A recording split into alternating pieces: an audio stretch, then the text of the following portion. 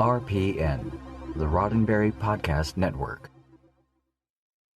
This episode of Mission Log is brought to you by Mint Mobile. To get your new wireless plan for just $15 a month and to get the plan shipped to your door for free, go to mintmobile.com/missionlog. This episode is also sponsored by the official Star Trek Discovery Starships Collection.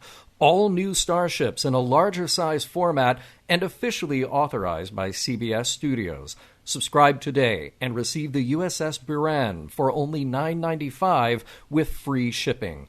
For details, visit herocollector.com/missionlog and sign up with the promo code MISSION. Mission Log, a Roddenberry Star Trek podcast, episode 366, Letty Who Is Without Sin.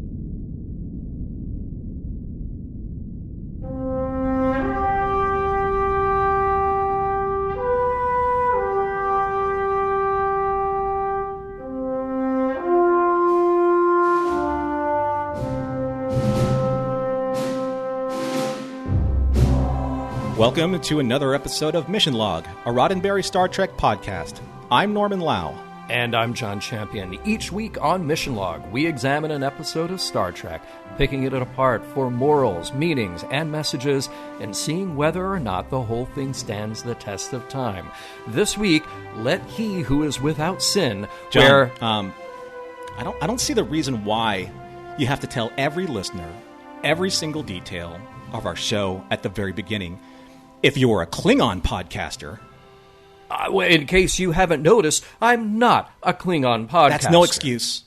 That's no excuse. I've been loyal to you, and I expect you to be loyal to me in return. I have been loyal to you, but I'm not going to let you run how I talk in our podcast. Fine.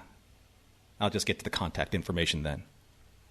Mission Log relies on your participation, so that's why we want to hear from you. Help us spread the word by giving us a like or a share on Facebook or Twitter, where you'll find us at Mission Log Pod.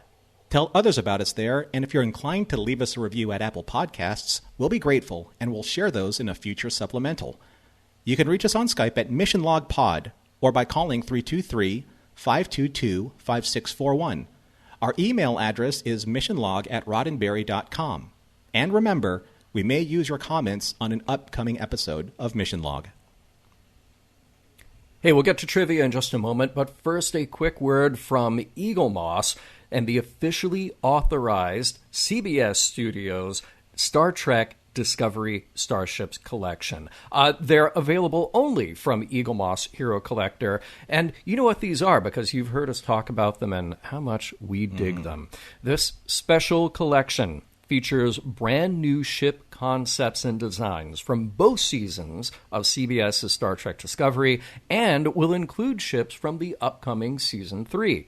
Now, each one has gone through extensive reference study and has been reproduced under the supervision of, he's my favorite Star Trek expert, I hope he's yours, Ben Robinson, for accuracy and detail. No disrespect meant to any other Star Trek expert. There are many in my life. Especially with these models, because the first thing you'll notice about receiving your first ship, which will be the USS Buran, the NCC 1422, it's the larger size. It's the 9-inch size from the front of the saucer section to the rear of the quad style nacelles, which are super cool looking to look at.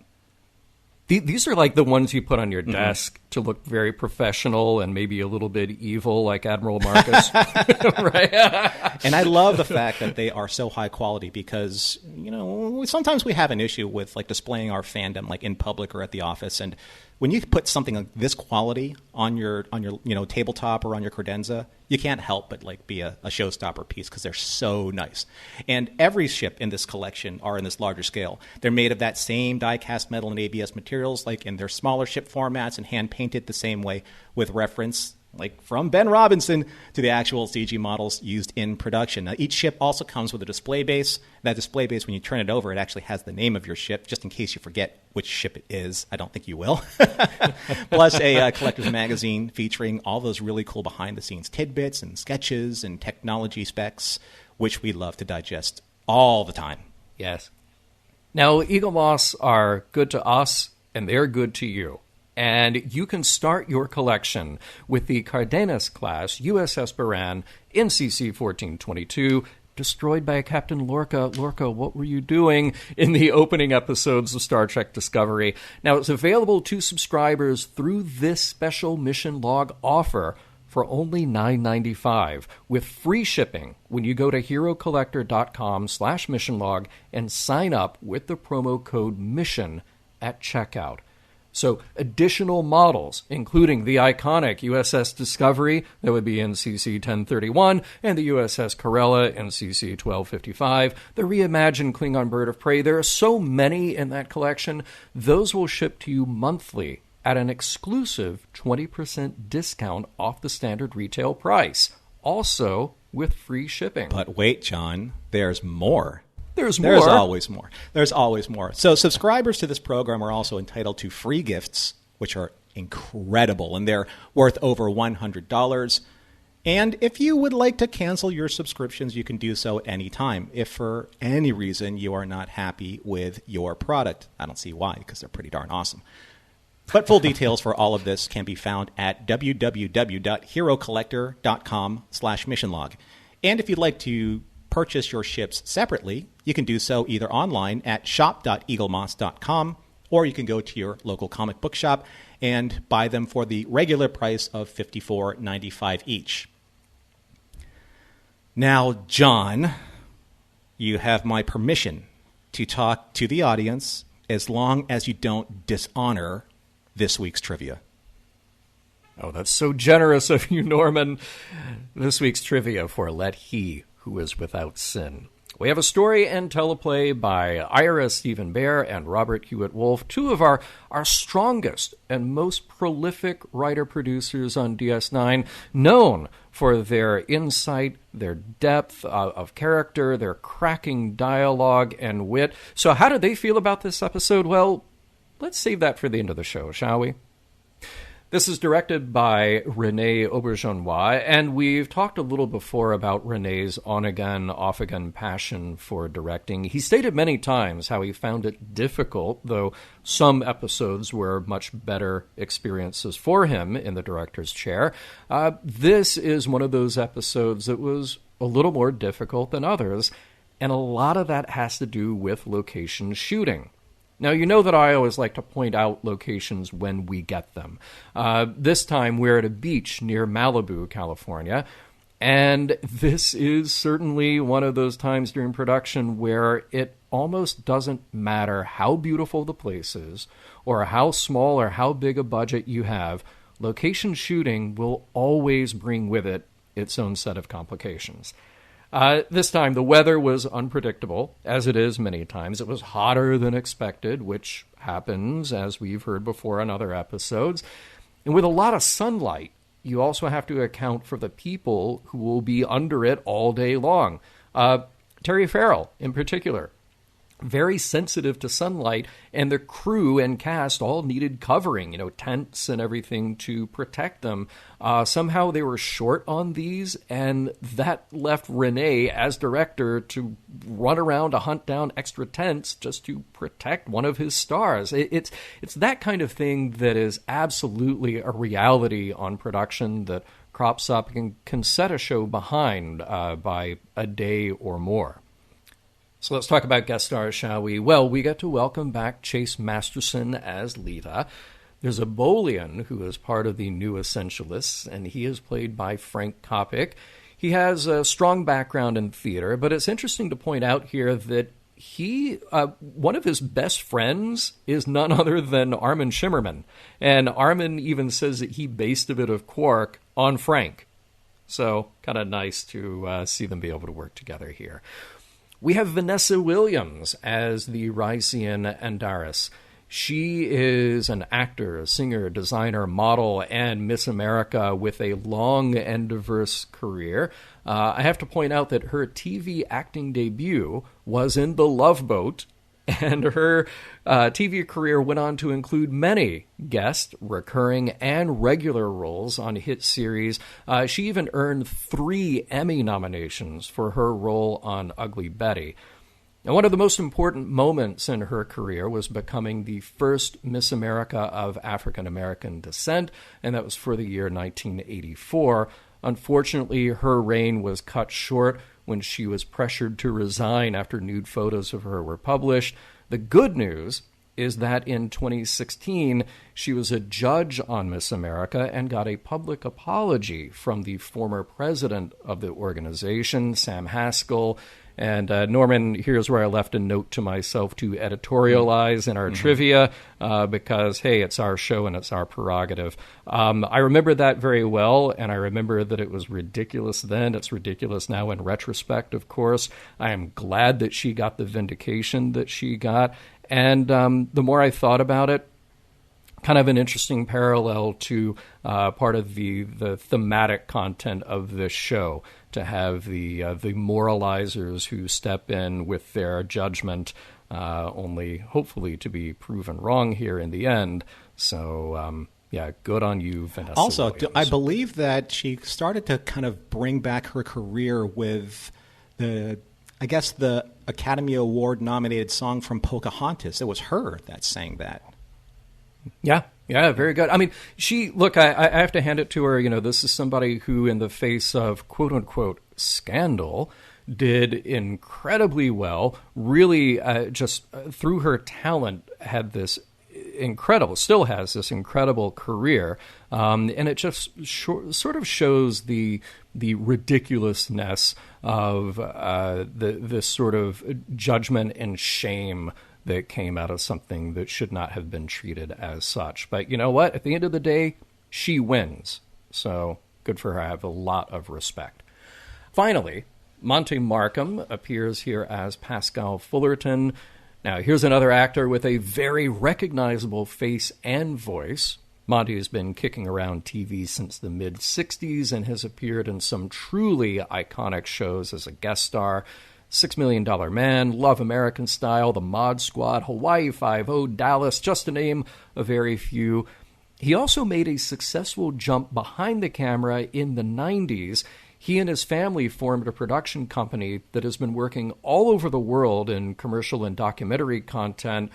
They've produced dozens of episodes for A&E and similar networks, shows like Biography and If You Know Me, which I assume you do at this point, one of my favorite shows, Great Ships, that is from his company.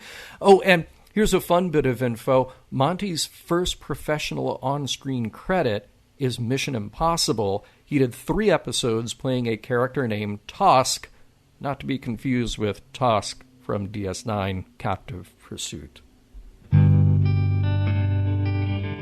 Let's talk about Dax, baby. Let's talk about you and me. Let's talk about all the good things and the bad things if you were a Klingon woman.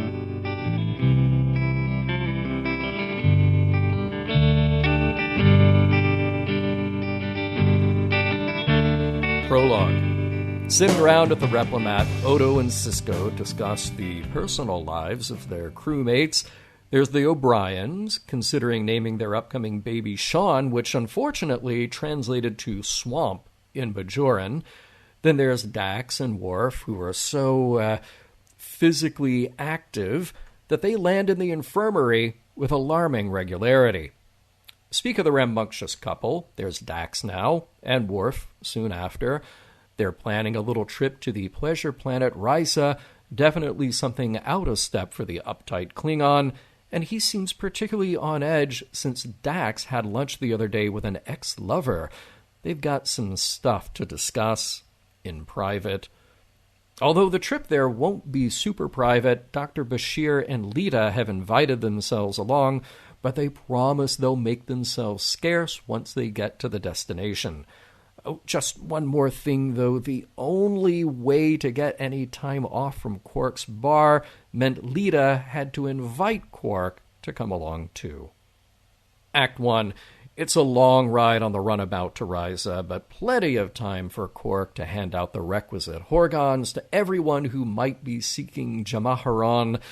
Use your imagination there if you must. Those are for everyone but Worf, because he still seems bent on not having a good time, even while those around him do, like Lita and Bashir canoodling, Dax shedding the Starfleet uniform, Quark doing Quark stuff. They're all just full of anticipation. Once they've arrived, our crew take no time acclimating to this perfect, climate-controlled beach paradise.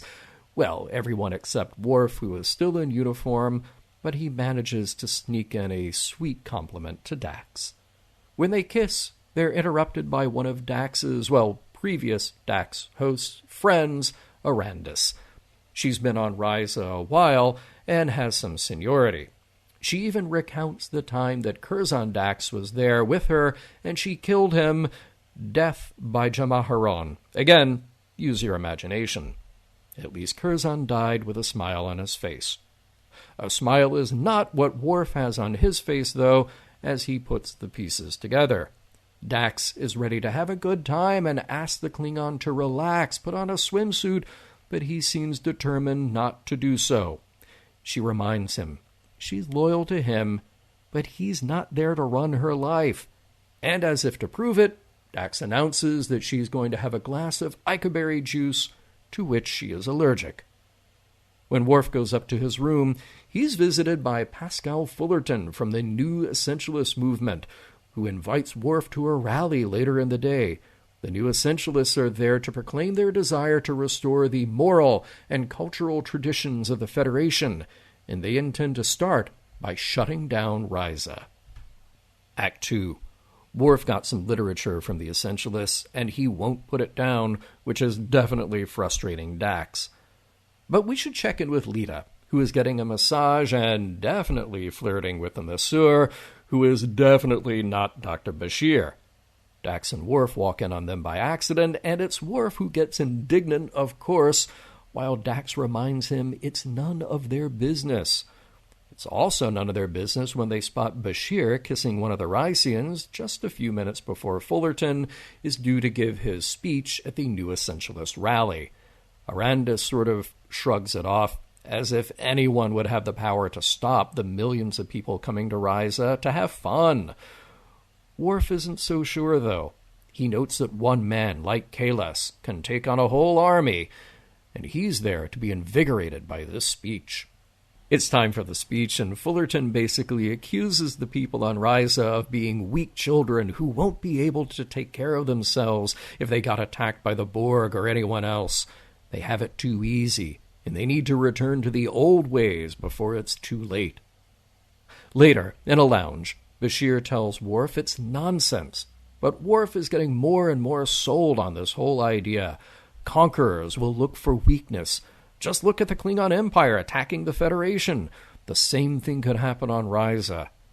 They're joined soon by Lita, who is looking for Julian, and when she gives him a quick kiss, of course it's Worf who is beside himself again. He comes right out and says their actions dishonor each other. But he doesn't know the whole story. You see, the Doctor and Lita are going through the rite of separation. Their romantic relationship is over, but it's Bajoran tradition to ease out of it by, seeing some other people, remembering the good times, maybe revisiting each other one last time, or more than one last time, as they're about to do now, privately. Worf doesn't get this either, and Dax reassures him that every breakup doesn't need to be as dramatic as Klingon opera. There's no time to discuss it, though. A melee erupts when members of the New Essentialists start violently tearing up the place and draw a phaser rifle on Dax and Worf. Act 3. Dax and Worf watch in disbelief as Fullerton's cronies smash up the place. But it's only a bit of theater. The phasers aren't even charged. It was just an opportunity for Fullerton to make a speech about how this could have happened at the hands of the Jem'Hadar or Klingons, and nobody here is prepared. Dax is incensed. Worf, he may not like the methods, but he does get the point of what they did. Later that night, Worf is still in a mood, and he needs to have a talk with Dax.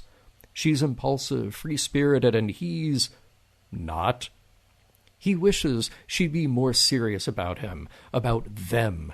She wishes he'd loosen up. The next day, the Rysians are putting things back together after last night's demonstration. Dax confides in Arandis that this vacation isn't exactly going so well, and Arandis reminds Dax that there's still a bit of Curzon in her. He was someone who loved Risa and definitely knew how to enjoy himself. Let's catch up with Lita and Dr. Bashir, who are finalizing their separation in a pretty dull ceremony. There's a broken dish, a few words, that's it. Quark, as the witness, is disappointed that there is no excitement, no revelations, no heightened drama at the end of the relationship. Now that it's all cleared up and in the past, Lita does admit to one thing. In the past few months with Julian, she's actually been thinking about someone else. Someone unexpected, perhaps? Quark's brother, Rom. Yeah, she's got her eye on the Ferengi. Quark and Bashir are both stunned and a little bewildered, but it's Quark who hands off his Horgon to the Doctor. He's going to need it more. Dax is participating in that age-old pastime of giggling while sensual clay sculpting with Arandis when the two are spotted by Worf. He is not pleased. He's so not pleased, he goes back to his room and smashes a Horgon against the wall. That's just the motivation he needs to find Fullerton and his goons who are plotting the next aggression against Risa, and Worf says that he knows a way to force the people to leave Risa. Act 4. Dax is commiserating with Quark and Bashir, who just doesn't get what she sees in Worf. She likes him, though, his courage, his heart of a poet, but at the moment, he's nowhere to be found, as Arandis reports. Then they notice something very strange for Risa, a thunderstorm. But wait, isn't Risa perfectly climate-controlled? Something must be wrong with the weather grid. These four convene with several other Risian guests who are suitably concerned, and Arandis assumes it's some kind of malfunction until, well, you know who to expect now. Worf shows up with Fullerton and the rest of the new Essentialists. He proudly admits that he is the one who disabled the weather control, and that means Risa is in for its normal pattern of rain and storms until someone can fix it, which will take days. Fullerton then steps in to explain. Risa is a lie. It's manufactured with technology, and the Federation becomes more and more vulnerable every time it relies on toys until it gets back to the essentials. Worf's crewmates are not impressed with his little stunt here. Bashir accuses him of being out of his mind, but Worf says that he is quite rational. Just think, if we can't take some bad weather, how would we face an attack from a hostile force? The rains keep coming, and it's starting to take a toll on the Risians and their guests. The mood is depressing. About a third of the guests have already left. Even Arandis is wondering now if Fullerton has a point. Worf says his goodbye to Fullerton. He feels like his work there is done, and departs by offering a sincere good luck. With Worf out of the room, Fullerton now has control of the weather uplink. He knows the problem will soon be fixed and the people of Risa will forget this ever happened. And in that case, he intends to send a message they'll never forget. Act 4. Jadzia finds Worf now in their room in a contemplative mood, and she calls him out for what he's done. From her point of view, this has very little to do with any concern over the security of the Federation, and everything to do with his jealousy of her freedom, her association with Arandis. And at no point did he stop to ask Jadzia or offer up trust. Then Worf goes for the surefire way to win the argument, with a heartfelt, sympathetic story about his troubled childhood. That time on the small farming planet where he was raised, when he accidentally killed another child when headbutting a ball to score a goal in soccer. See, all he wants to do is protect those weaker than him, like humans, because he cares so much. Jadzia says she understands, and all she wants from him is some trust. This tender moment interrupted by an earthquake, though. And yes, it's an earthquake being created and controlled by Fullerton. He'll shake this whole place to the ground until Worf comes in and demands that he hand over the uplink. Fullerton grudgingly does so, but not without speechifying a bit. Doesn't Worf see? If he turns his back on the movement, then the Federation will grow softer and never survive any outside threat. They need to return to their traditional values if they want to survive. Worf says the value they need to embrace, though, is trust. With the drama over, Worf and Dax take a beachside stroll to say their goodbyes to Arandis. Even after all this, they're still welcome back on Risa. This being their last night, Worf suggests that they watch the suns set. But Dax has a better idea. How about they go for a swim? Even though Worf still doesn't have his bathing suit with him. Exactly. The end. Thank you for not dishonoring me with that review and recap, John. And I just wanted to say, I'm so impressed with your level of restraint when it comes to not editorializing too much during your recap. So I'm gonna get you something special. I'm gonna get you a large prune juice. Whoa, hey, calling Dr. Freud. Yeah, yes, well, I will enjoy that. Well done. Hey, let's talk about some of the things that we liked. Like, how about right off the top, Morn has a date. This set the tone for me for this entire episode. I loved that. Man of very few, if any, words. Well, apparently you can't get him to shut up, except every time we see him on camera. But that was lovely. He had the flower, had a lovely Starfleet officer. I hope they had a great night. So, speaking of great nights and, trips to the infirmary, of which there were many, it is a little gossipy, and I didn't really think Odo was kind of the gossipy type, to sit there in the replimat and talk about, hey, what do you think they broke this time, Captain Sisko? Yeah, I thought about that too. And I was thinking, like, how much leeway do you give people that you work with? Like, it's one thing if you're working, if it's the 20th or 21st century, you're at your office job, you work at a store or whatever, and you're gossiping about your coworkers. Like, flat out, straight up wrong. There's something about this 24th century thing, though, where it's people, some who are directly in a chain of command with each other, some who are not, living and working together in this specific space on DS9 and have become friends. It's like, where do you draw that line of professionalism versus fraternizing with your crewmates, and in Sisko's case, your employees, essentially. That was an odd moment. And I kind of wanted Sisko to say, like, this is an uncomfortable conversation for me to have with you. At the same time, he is super tight with Dax. They've known each other for so long. It was...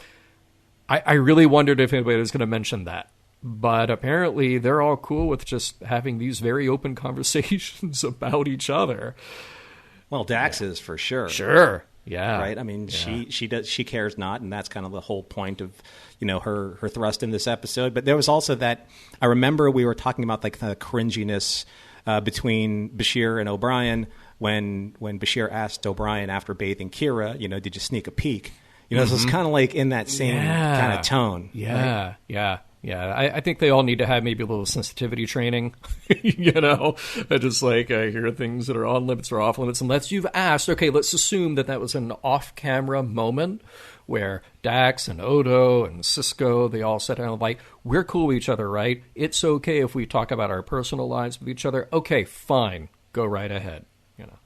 I never felt that anyone had that kind of tightness where like Sisko and Dax, where they can just look at each other and like, remember that one time we did that one thing? Yeah. That was like that time, that shorthand. It's a different atmosphere, and I don't want to make it too on the nose, but like, can you imagine at one of their casual breakfast get-togethers, Captain Picard and Dr. Crusher talking about, say, Riker Indiana Troy's personal life? Yeah.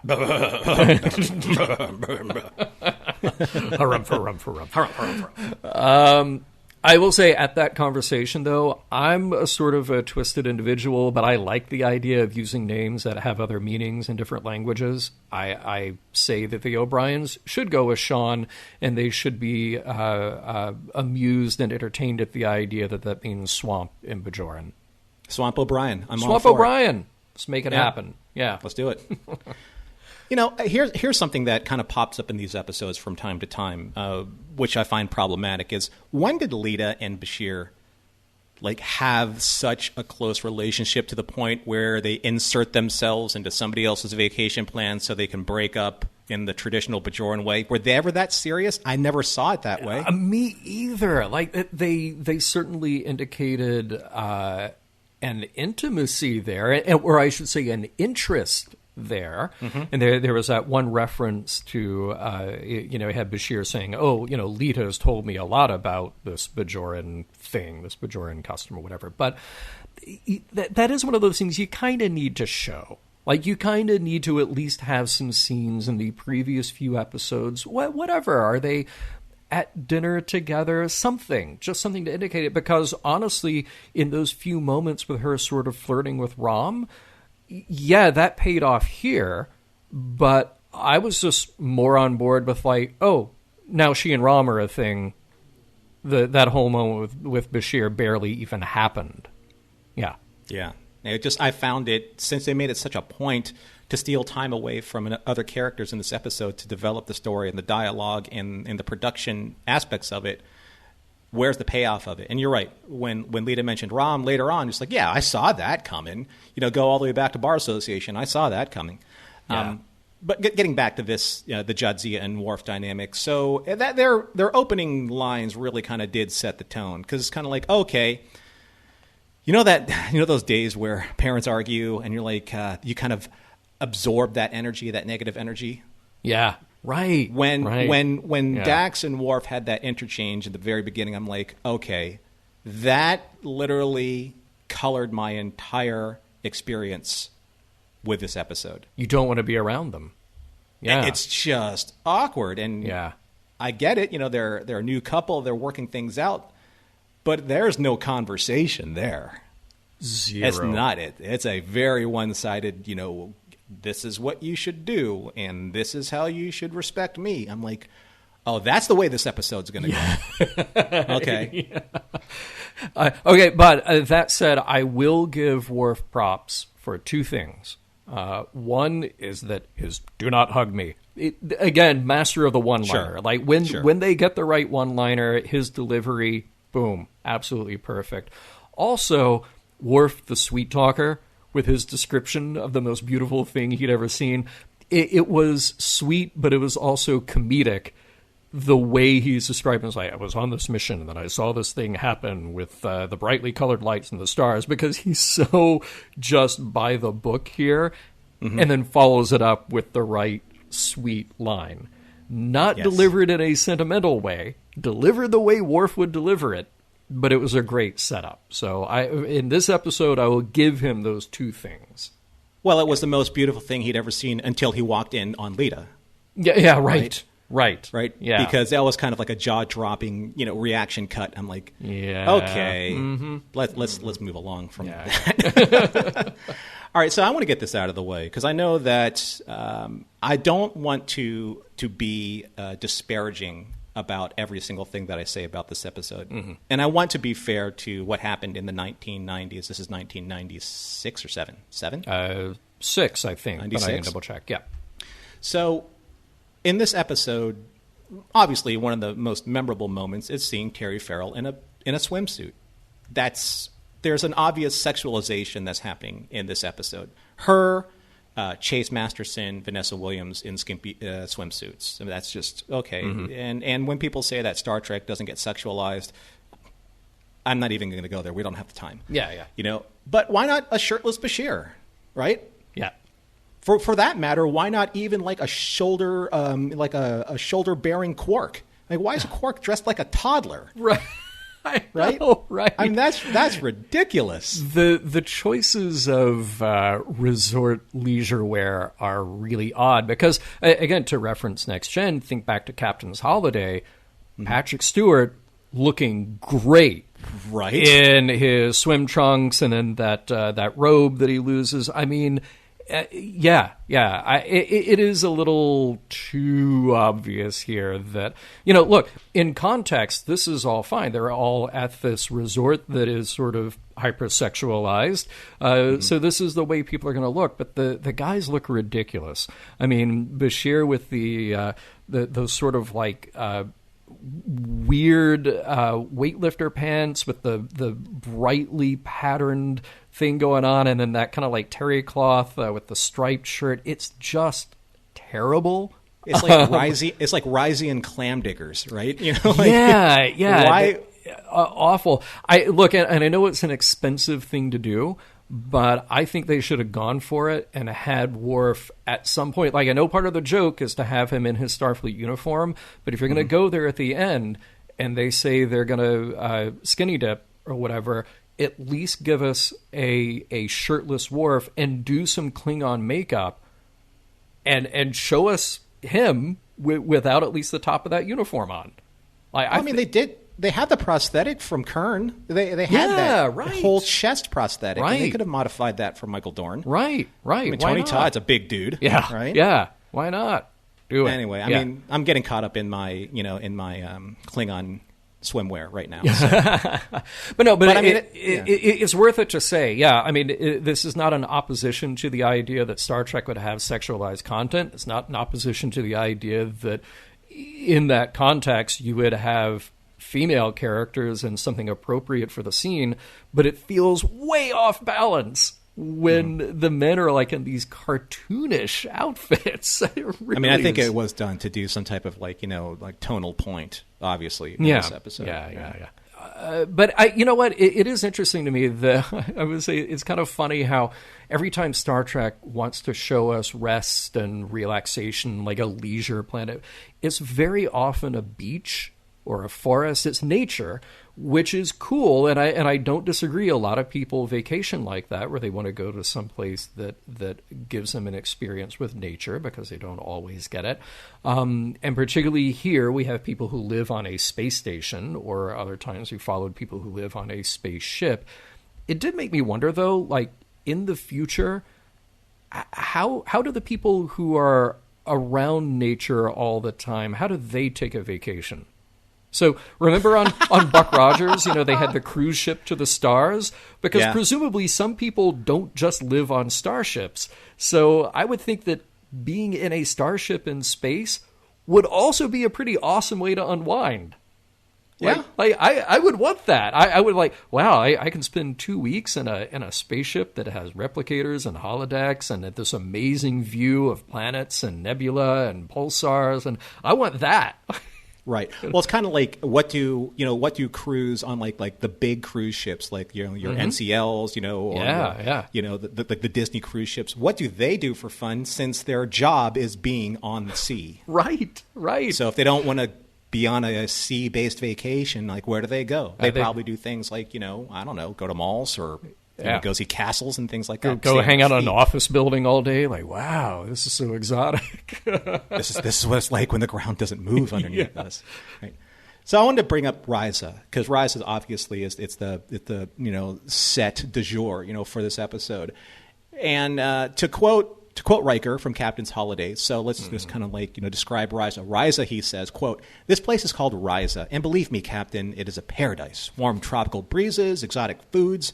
Nothing to do but sit around all day." Great. Sit. Yeah. Sit around all day. Yeah.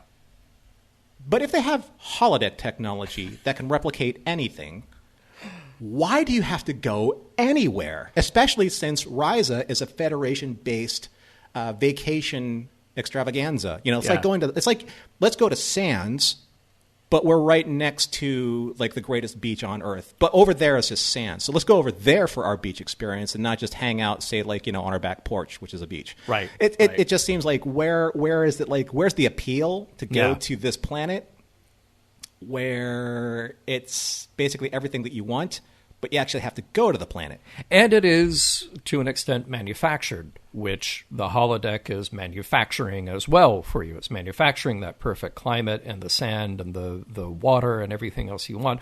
I will say, though, that I think there is probably still a value in the 24th century to having a quote-unquote natural experience. Like, I went to the actual place as opposed to a simulation of that place, even though the two are completely indistinguishable. I would also think the other thing is well, what about that possibility of meeting real people who are their own person, who have their own motivations, who have their own backstories, and then maybe make a real friend, like Curzon Dax did with Arandis. That's something that you wouldn't necessarily get out of a holodeck unless you're Riker and you meet Minuet.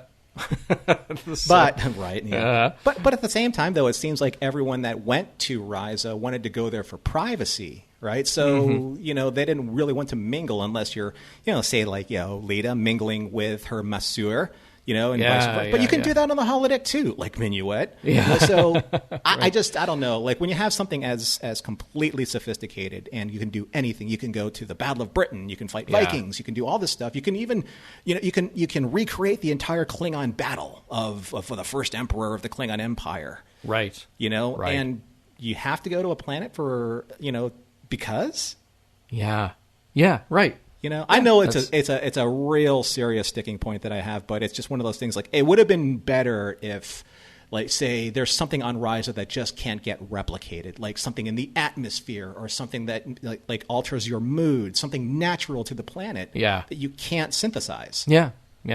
I think it's if I had to come up with an answer, I think it's about the people. But as far as just an experience, it's like, you could hop on a holodeck anytime you want. And don't I know what if I had a holodeck, I would. All right, there was a funny thing to me. Dax, don't you know that sensual pottery work is exactly the kind of thing that will set off your boyfriend? That was a funny moment to me, because it was just like, oh, okay, the writers saw Ghost, and they just were like, okay, here's the sensual moment we'll park in our episode. See, I got Ghost, and I got kind of like that whole Mr. Furley like walking into the weird out of context moment in Three's Company, like, what are you two doing? Yes. Like Don Knotts looking at the camera with that Don Knotts, wry look on his face, or Mr. Roper, the great Norman Fell, in the same breath. That's just, it's just like, oh, that's this episode too. It's all about seeing people that you trust without trust out of context. Yes. Yes. A couple of funny Ferengi moments. I love that Quark says they have 178 words for rain, and right now it's lemoning. That's awesome. It's just a really clever throwaway. And then humidity ruins food. There's no word for crisp on Ferenginar. I thought both of those were just gold moments. He did the best he could with the material he was given. Kudos to Armin Shimmerman for owning his scenes. On Risa being a Federation colony, so let's say that I go to a resort and I'm a pretty good hacker. Does that mean like I can just hack into like the systems and kind of like turn the vacation that I want to my whim? Because literally that's what Worf did. He ruined the vacation for everybody on that planet because he could hack into it. That's like, what? And if one person can do that, I don't think you have to worry about the Borg ruining your vacation. Right? Yeah. You're right. You can have some you can have some whiz kid like Chekhov or Wesley just come in. You know what? I don't dig this, man. I think I'm gonna bust out my tricorder and just trash everything because I feel like it. That's a very good point. Oh, hey, Worf's whole childhood planet, he says it was a small farming planet where they only had 20,000 inhabitants, yet there were enough school-age kids to have soccer teams and have a soccer championship. How does that go? It's like the same 3 schools every year, just like fighting it out. I mean, 20,000 inhabitants. How many of those are school age? How many of those are actually playing soccer at any given time? Come on. And at the same time, though, if you know that, so you have this kind of like small inhabited world, and you have these same kids going to the same X amount of schools, you would think that, it's kind of like when I played sports, there was always the intelligence on, what I mean, like gathered intelligence or the data on your best player, the best, biggest, strongest, fastest person. And then you would actually plan accordingly in your strategy to take out that person or to isolate them or to neutralize them. Yeah. That would have been the coaches with like, you see that guy? The only Klingon on this planet? We got to do something about this guy. Yeah, for real. Right? For real. Yeah. Hey, I hand it to Worf again at the end of the episode. Very impressive one-armed lift. that he does there at Fullerton. There's nice effect there, nice moment. Well, I mean, he's pretty impressive when he's actually pumping irony. Does Dax really love Worf, or does she tease him relentlessly just to get a rise out of him?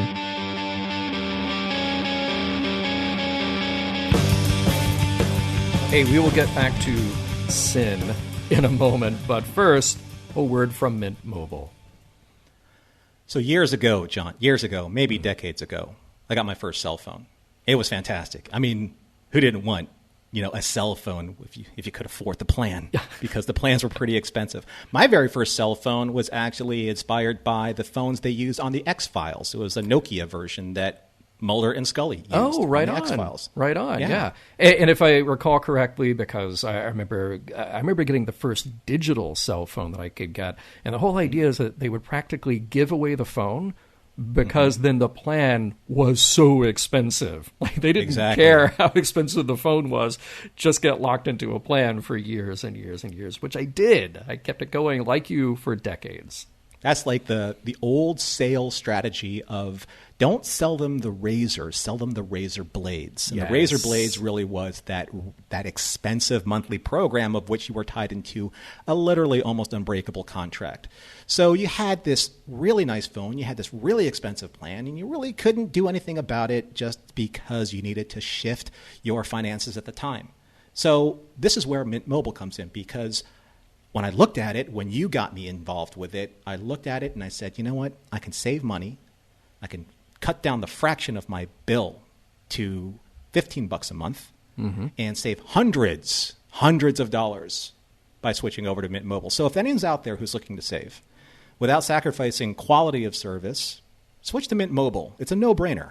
Yeah, and what I love about that then is that you can justify the cost of the phone that you want, because there are so many phones on the market. They have so many different features, and the costs on a lot of those, well, they're not cheap. But now I'm actually putting the money into the phone that I want, and I'm not getting gouged on the service. So if you're like me, if you're somebody who hated your wireless bill because it just seemed exorbitant, Mint Mobile, well, it offers premium wireless service starting at $15 a month. That cost is much easier to swallow for me. So here's what you do. You go online and you are eliminating the traditional cost of, retail stores, all that expensive marketing. Mint Mobile then passes on that savings to you. Every plan comes with unlimited nationwide talk and text, plus it's fast. You get 4G LTE. And like I was saying before, you get to keep your phone. Pick your phone, keep it, and Mint Mobile allows you to carry over your number, your contacts, all that content, so you're just switching your plan. Nothing else changes. Best part of all, if you're not 100% satisfied, Mint Mobile has got you covered. They've got a 7-day money-back guarantee, and you can switch to them now to get that premium service for $15 a month. Yeah, John, something that the listeners may not know, even if they are a part of the Mint Mobile plan, and if you're not, this is how you're going to get involved. Use the app. The app is fantastic. And what I did with the app was that I got Carol on the plan. She's on Mint Mobile. And now I can use the app and their family plan managing app software to manage her data and my data from my phone. So now I have her on Mint Mobile, I'm on Mint Mobile, but now everything is kind of taken care of in the admin process on the ad. So that's really fantastic. It's easy to use. So to get your new wireless plan for just $15 a month and get the plan shipped to your door for free, go to mintmobile.com/missionlog. That's mintmobile.com/missionlog. Cut your wireless bill to $15 a month at mintmobile.com/missionlog. All right, Norman, here we go. Let he who is without sin. Finally, Star Trek comes along with some interesting views on sex, love, and relationships in the 24th century, including interspecies relationships. I'm building this up to be better than it is. No, I mean, I do want to give this show props while we start our in-depth discussion here, because there's at least thematically some stuff that I think is pretty interesting, and we can debate whether or not they actually got there in having a strong enough, powerful enough statement about it. But the thing that struck me is that, you know, they're taking on a pretty old and pretty constant back and forth that we find in our culture. Ever since people figured out how to have fun, define that however you like, there was somebody waiting in the wings who was outraged through moral indignation and just had to put a stop to the shenanigans. And who can say what motivates it?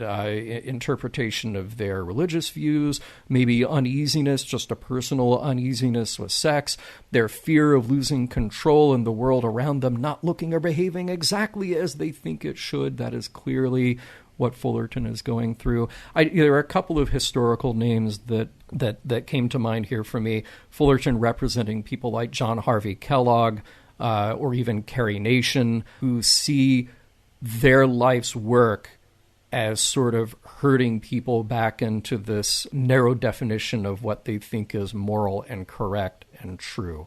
You know, there is a truism here that for every social movement, there is always going to be pushback. For every bit of progress, there's always going to be some pressure from the other side to sort of get people back in line, quote unquote.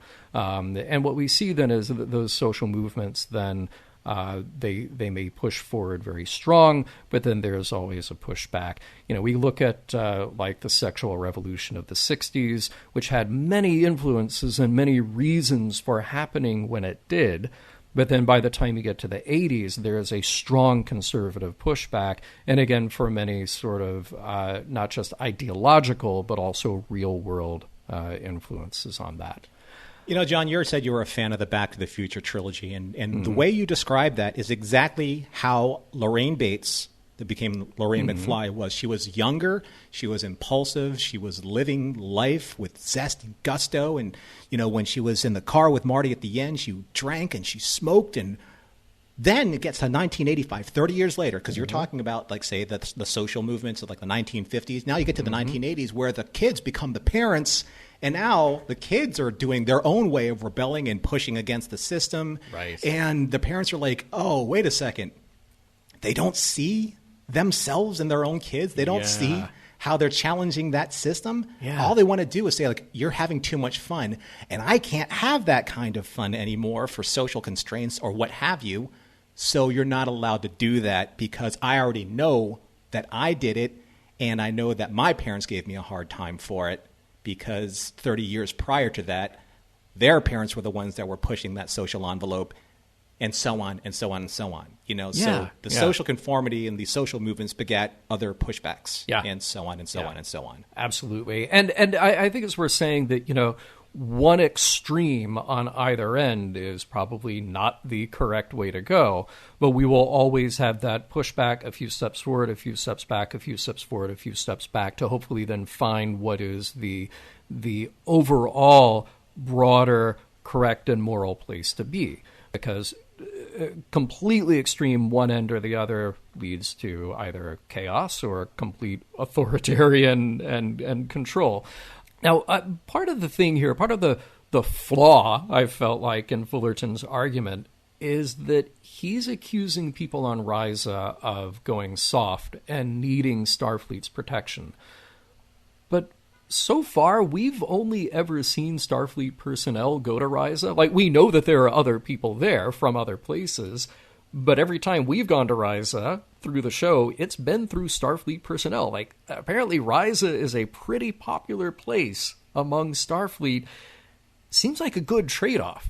People put their lives at risk, these Starfleet officers, and then they earn a little R&R. They are in the business of protecting planets like Risa and other planets that are under Federation or Starfleet protection. So I don't get exactly where he's coming from. Like, that is part of the deal. You know? Yeah. It's weird. All right. Now let's talk about Dax, and let's talk about Worf. This is just a mess to me. I think Dax is being much too forgiving of Worf. This is not her, in my estimation, of the scene. He is being jealous. He is being controlling. And it's not just that. It's not just about her. He literally sabotaged a peaceful planet. He put people at risk and generally was being a jerk. If I were her, I'd dump him, and I'd write up a report on his behavior. Because the dude does not listen or learn. And I'm sorry, but as far as his heartbreaking story about accidentally killing a child on the soccer field, I don't buy it. I mean, I get that could have happened in the logic of Star Trek and in the logic of Worf's upbringing, but I'm sorry, the reason I don't buy it is because your past trauma does not excuse your inexcusable behavior now. You jerk. That's not you, that's to Worf. And the thing is that his story doesn't even correlate to what they're talking about. No. It has no correlation at all. No, none. So I'm infuriated by that. So I agree with you, John. And it's kind of like, you ever heard that saying, you need to take a vacation from your vacation? Yeah. Oh, God, they all deserve it now. Oh, everybody Dax needs to Worf. take a vacation from her vacation. I mean, I don't get why Worf was specifically created to be such a Debbie Downer in this episode. Almost every single scene that he's in, with every single conversation that he has with Dax, with the exception of paying her that one compliment, was you almost wanted it to follow up with a wah, wah. Yeah. You know? And it's not just that he's a downer. I mean, I think he's outright abusive to his friends. You know, True. He's being so insufferable, so awful. He has no business being there. And look, transportation is easy in the 24th century. Go back to DS9.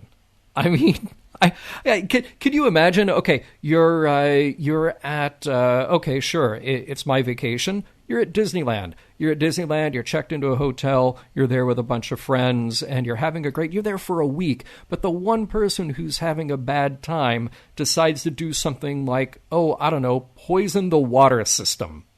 You know, I'm sorry. That person wasn't just unpleasant to be around. That person put others at risk. That person should, A, seek therapy, and B, probably be dealt with by the authorities.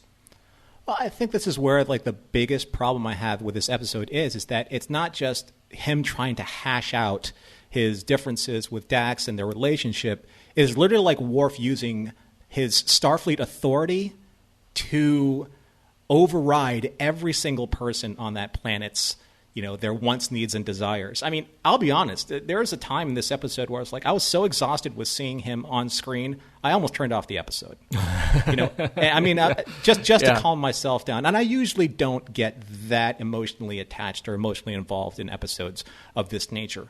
But it was so unbelievably obvious, what they were trying to do and use him for. He was just literally a weapon in this episode to destroy everyone's fun. Everyone's fun. And his intolerance for somebody who's supposed to be his parmach, whatever. Mm-hmm. So that's how this is going to go? I mean, and I agree with you with Dax. I don't understand why they wrote this fantastic character who's been so independent, so strong, so capable, so of her, had so much agency over her own life and her own career that she just becomes the apologist for Worf every single scene they're in. Yeah. It drove me nuts because I love Dax. I love Terry Farrell as Dax and everything. But he's so nice and he's so sweet. I'm like, you know what? I get gaslighting from other fiction. I don't need it in Star Trek. That's just, I'm sorry, folks. I know that you're probably going to get irate with me for being so honest, but this episode really set me off. It really did. No, I'm right there with you. That is not the Dax I love, and this was such a botched opportunity to continue that with her, to have this strong, independent, free-spirited, and deep character that she is, and really make a statement with her. But no, to have her just sort of kowtow back to him, but he's nice, which is essentially what it comes down to. No, I'm sorry. I think it would have been a stronger statement, honestly, to have had their passionate moment, which I love the way that unfolded. I love her aggressive nature in that. But then for her to realize, like, oh, this is not the person that I thought he was. This cannot turn into the relationship that I thought it would. I'm done. Yeah. I think that would be perfectly fine. But at the same time, it goes back to, when did we see Worf's heart of a poet? Or towards at least Jadzia. We saw him do that with Quark, with Quark and in Looking for Parmok. But there are so many moments that we assume are happening behind the scenes that are trying to excuse or explain away what we're seeing on screen. Let's take Bashir and Lita. We never saw that relationship develop to the point where they needed to do this thing and go to Risa and separate themselves. And it's the same thing with Worf and Dax. We never saw Dax and Worf have those moments where Dax would defend him for making so many extremely egregious decisions. So when those happen, you're kind of like, am I missing something? Did I not see an episode, or did I not see an entire season, or did I not read a book? That explains that? I mean, what part of the canon do I need to reference in order to make sense of this all? Yeah. And I want Dax to be that strong person who could see Worf for who he is and what he's doing here. Because I'm sorry, Worf has had every opportunity. We don't just know him from DS9. We also know him from the 7 years of Next Gen and the movies in between, that he has botched every opportunity to actually grow and be better. Yeah, he can be conflicted about his loyalties. He can be conflicted about his identity. But every opportunity that he's been handed to actually be the better person, it's like he has somehow made it worse in the process. We make jokes about him sort of disavowing his family and just completely and outright forgetting his son, which it truly makes him one of the worst father figures in Star Trek at all. But when it's right in front of him, he's right there in the room with somebody like Dax, and as you put it, you feel gaslit by this whole thing. It's inexcusable, and I don't know if it's just a poor grasp of this relationship by the writers, or if they needed to run this by somebody else to say, hey, what exactly are you doing with Dax here? Because this feels out of character, out of step for her. Or can we just end this now? Can we just decide that this is not the way to go with these characters? Well, the thing is that I believe the issue with this episode is that you're dealing with two very huge moral topics. You have this relationship topic, and then you have this topic of who gives the new essentialists the right to be able to decide the moral fabric of Starfleet.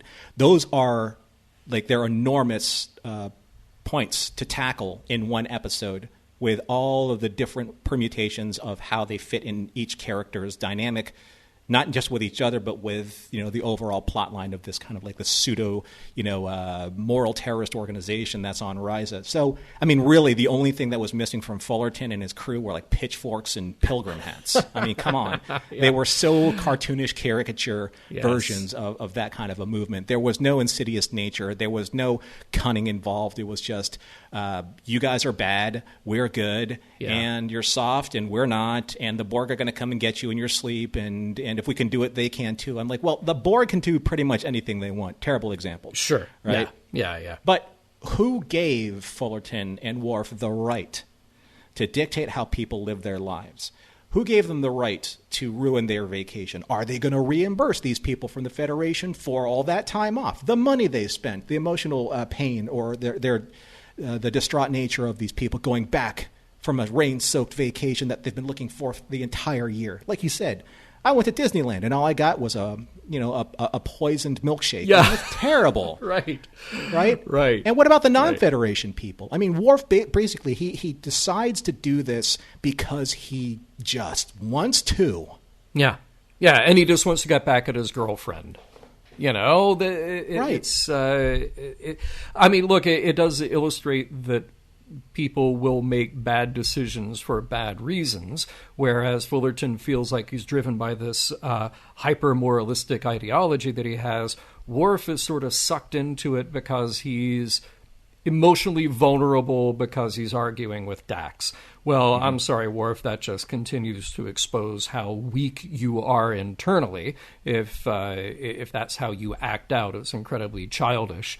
And then for a guy like Fullerton, well, I mean, he illustrates this streak of Puritanism that raises its head in American history and other histories as well, but I'm speaking from the point of view of being in the U.S., but it raises its head every generation or so, where somebody has decided that through their, again, their own interpretation of their moral code, their own interpretation of, it could be a religious belief, a political belief, how you see the social structure, deciding that you know what's best for other people, and ultimately, that will impinge upon their rights and their individuality.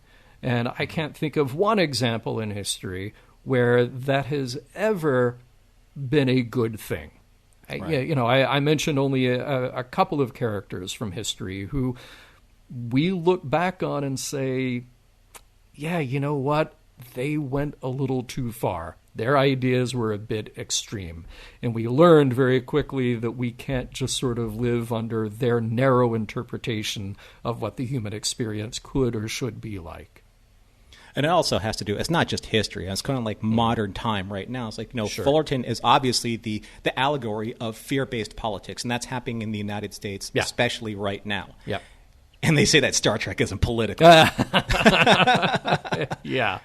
But I do believe what Fullerton's saying here is that, about the citizens of the Federation at least, being soft, weak, ripe for conquest, doesn't that kind of sound kind of familiar with what's going on with and again, it's a coincidence, obviously, but it does point out to the fact that if you have the right people in positions of key power believing a certain level of religious or moral order, and they can exercise those points of view onto the American people by either the manipulation of the press or the media or social fabric, how dangerous is that? Well, it's you said it perfectly. I mean, it uses fear as a bludgeon to keep people in line. So you can then attack this sort of, personal moral rot that you might see, that you might be offended by. But you're using this cloak of defense, of security for all of that, when, again, they're coming already from the position of power. The Federation, Starfleet, they're already powerful. They already do the things to protect other places and other people because that's their job. We're already in the United States. We're already armed to the teeth. Starfleet is already armed to the teeth. And part of the reason that they've done that is to then be able to afford themselves places like Risa and be able to afford themselves the personal freedoms that go along with it. Risa didn't land on New Plymouth Rock. New Plymouth Rock landed on Risa. Well, here we've arrived at the end of our time on Risa. So sorry to see it go. Although maybe this week we're happy to get out of there. It's just going to bring back bad memories for us. So as we wrap up the episode, something that we usually do is if there's an interesting title to be dealt with, we'll maybe mention something about the history of that title. And I think I found the source on this. Correct me if I'm wrong, Norman. I'm pretty sure that title is an old saying, "Let he who is without sin not spoil the party for the rest of us." I could be wrong. Oh, your Google's right on point. Okay, good. Right on point. Good, excellent. All right, just wanted to make sure. So, Norman, tell us, obviously we're going to talk about morals, meanings, messages, what we take away from this episode. But before we get into that, as a production, how does this episode hold up for you in your rewatch here of DS9? Well, as you know, John, at the end of every episode that we take a look at the morals, meanings, and messages, and we ask ourselves, does this episode withstand the test of time? And I could say absolutely not for this episode, unequivocally no for this episode. But for these reasons, and I don't want to start a tirade about this episode as easily as I could, because this episode really, really offended me in several ways. And I can see, say, in the first season of a series, or even in the second season of a series, like The Next Generation, or even here in Deep Space Nine, an episode that is so tonally uneven like this and somewhat preachy. Well, no, actually really preachy.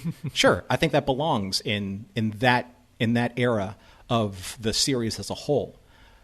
But take a look at where we are with Season 5 of Deep Space Nine, how developed these cast and crew members have become. And then this episode takes place. You almost kind of wonder why. Why this episode? Even as a filler episode, and you know how I feel about filler episodes, why? Mm-hmm. I really struggled with trying to get through this episode the very first time I watched it, because I never really found anything noteworthy about this episode to discuss from a morals, meanings, and messages perspective. Mm-hmm. But I think it's because maybe I wasn't looking at it really the right way. Again, I said earlier that the tone that Dax and Worf took with each other at the very beginning in the cold opening kind of set the way that I was looking at this episode. And maybe that was unfair, or maybe that was the point. But in general, for Star Trek Deep Space Nine, it's a very below average episode across the board. The production values aren't that high.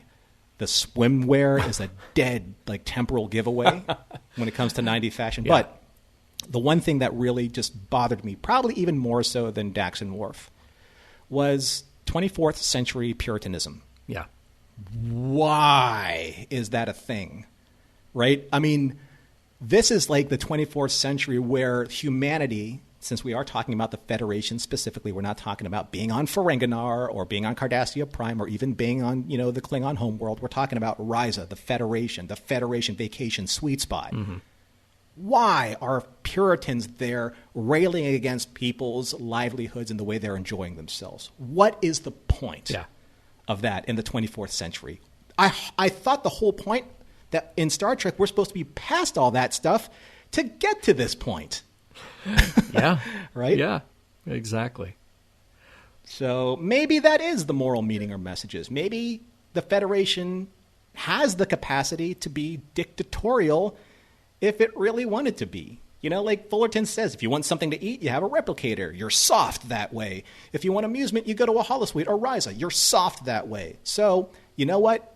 When worse comes to worse, martial law. It's the only way to go, and we're going to tell you exactly how to feel and how to think and how to enjoy yourselves. And if not, rain for everybody. Well, look, I do not disagree with anything you're saying as far as the episode holding up. It's awful. That is my first line of my notes. This is awful. It's a disappointment because I wanted to love this episode because I thought, wow, finally, Star Trek is doing something about sexual freedom in the face of a fundamentalist backlash. Sign me up. For all the personal, social, political topics that Star Trek has taken on in the 30 years up until now when this episode came out, very rarely has Star Trek dipped its toes into that. You could look at the Mark of Gideon in TOS as being a discussion on birth control. Yes, absolutely. You could look at every now and then in Next Gen, there is some inference about sexuality and relationships in the 24th century. But again, they sort of reel that back. Here we're going back to the planet where we say basically people go there for sensual pleasure. And what happens when somebody or a group of somebodies is not cool with that? What then is Star Trek's statement about that? When I first put this in and thought, cool, we're going back to Risa, and look, there's somebody pushing against that, I thought, now there's an opportunity to really explore and define what this world is like in the 24th century, where we're going to the most intimate of human experience. And they completely botched it up. Instead, what we got was this reheated relationship drama, and we let the worst offenders off the hook. Mm-hmm. If it were me in this situation, I would never talk to Worf again, and I would use every opportunity to remind everyone around me how he ruined a vacation for hundreds of thousands of people because the poor thing can't grow up and keep his emotions in check. No. Get to a Starfleet psychologist and come back when you're not a humorless killjoy.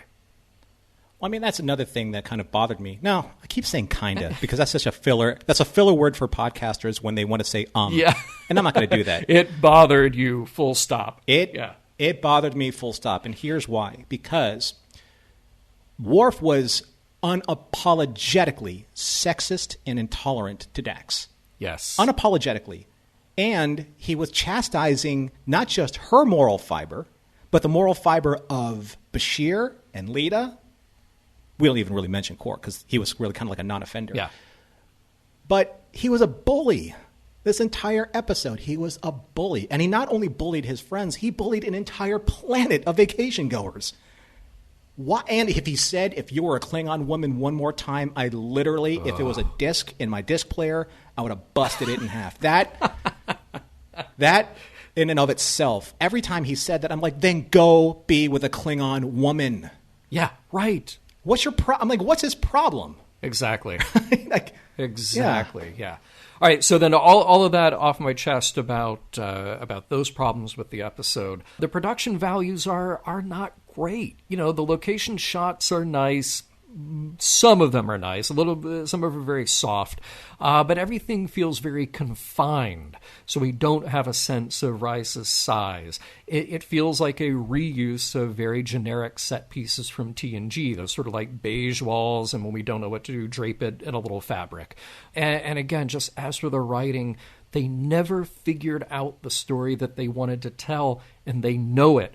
That's why in the trivia, I tease the idea that Ira Stephen Bear and Robert Hewitt Wolf just said, like, yeah, this did not come out the way we wanted it to come out. And it's a shame because they're smart. They write good dialogue. They write depth in their characters that I feel like we haven't seen before, at least not much before. And this was an opportunity, again, to go to some place that would not only have a personal and intimate relevance, but would also have a socio-political statement, and they just screwed it up. Now, let's get into those morals, meanings, messages. You hinted at some of them here. Anything else you want to hit with this, Norman? Well, I think that there was a really decent attempt at trying to focus on trust in relationships, trust the fact that, you know, these Federation people, they aren't becoming, you know, these ultra, I guess, you know, these ultra soft, dependent children that Fullerton thinks they are. You know, you have to trust the fact that everyone's kind of there doing what they need to do there for the right reasons, and you have to respect that. You have to respect why. And I guess from the very start, again, that whole scene between Dax and Worf, it just felt like that old adage of, oh, dad or mom slapped each other across the dinner table verbally. Now what do we do? You know, Thanksgiving for many people. You know, for right. You know, just to put a little humorous spin on that. Although that's kind of true. Yeah. So the other problem I had with this episode is that everything resolved itself the way that Star Trek technically always resolved itself. Like, Worf is good with everything now in the last 2 minutes because he came to some type of resolution thanks to his soccer story and Dax. I guess that works. Not for me. So I don't know. You know, I know I'm all over the board with my thoughts right now because that's where this episode has left me. Yeah. It has left me all over the board because I don't really feel like I know exactly what they were trying to say. And it's very frustrating. And I do think that with some time to put together this type of story, which, again, has two very important points to digest, why even have the Bashir and Lita and Quark storylines going on there at the same time? Right. I mean, I know why, and like we bring up every once in a while, I know that there are contractual obligations for appearances in episodes. I get that. But still, that was just a lot of useless time wasted on not going into the true exposition of the real important points. So anyway, in Star Trek fashion, the issues are usually tidily taken care of at the end, which didn't sit well with me.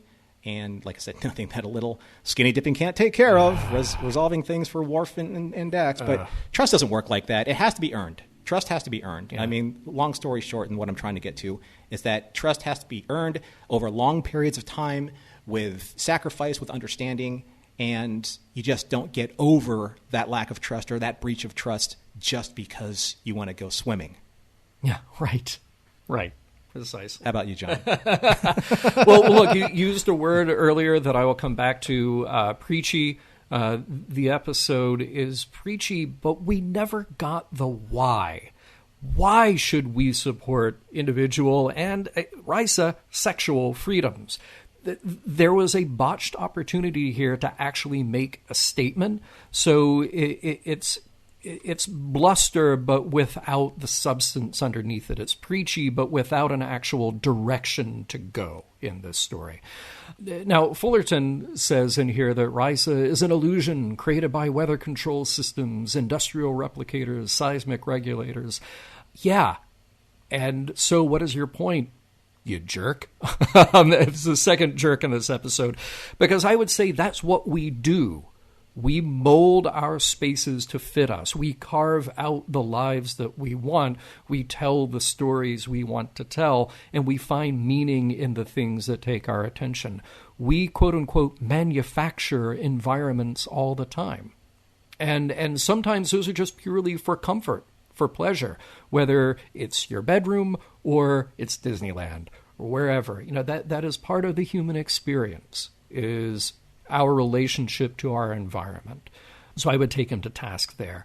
I would also say, for a guy like Worf, you don't elevate yourself by making everyone around you as miserable as you are. Worf is a petulant child, hoping for the desired outcome that the people and guests of Risa become depressed, bitter, and miserable like him. He's allowing his personal mood to dictate how he thinks others should feel. I'm sorry, that is a bad personal trait. That is a bad trait for a Starfleet officer. And for a guy who has such a fundamentalist attachment to his loyalties, whether it's being a Klingon or being a Starfleet officer, he sure does let his personal interests run away with him. And I would also say here that part of Fullerton's problem that then expresses itself and gets adopted by Worf is that if you think that everything around you is a threat, that around every corner there is something waiting to attack, then that's exactly what you'll find. You will create those situations to prove that point. And that's not the world, that's not the universe that Starfleet has been trying to create. Again, Starfleet, I think, here are the good guys, obviously taking care of places that allow people to be themselves, that allow people to live the lives and have the pleasure that they want to have. So they're doing it right. But it takes a puritanical jerk like Fullerton to come along and get petulant children like Worf to follow him to ruin it for everyone. Mission Log is produced by Roddenberry Entertainment. Executive producer Rod Roddenberry. Our website and your opportunity to comment and connect with us is missionlogpodcast.com. If you would like to support Mission Log directly, you can do so at patreon.com/missionlog. Enjoy all the great Roddenberry podcasts at podcast.roddenberry.com, where you'll find Women at Warp, Priority 1, The Trek Files, your daily Star Trek news, and Shabam. And for more Star Trek news and discussion, be sure to visit trekmovie.com. On the next Mission Log, things past.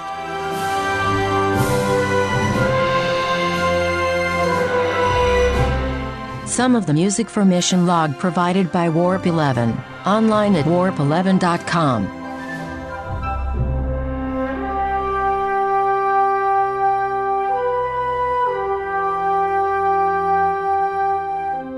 Worf should get some credit. He may be the first person ever to go from Jalmahar on to Jalmahar off.